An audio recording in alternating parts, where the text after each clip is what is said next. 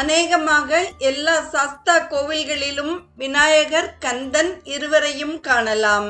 விநாயகரை முதலில் வழிபடாமல் வேறு வழிபாடு கிடையாது. தஞ்சைக்கு அருகில் உள்ள கூத்தூரில் விளங்குபவர் சாஸ்தா விநாயகர். முதலில் கோவிலில் விநாயகர் மட்டும்தான் பிரதிஷ்டை செய்யப்பட்டிருந்தது.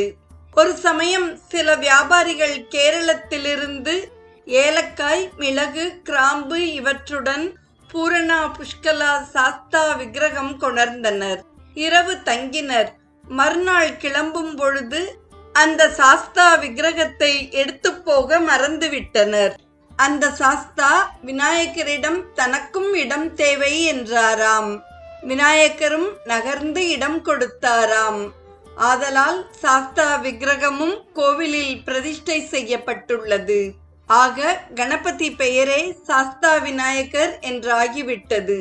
விநாயகர், சாஸ்தா இருவரும் பிரம்மச்சாரிகள்.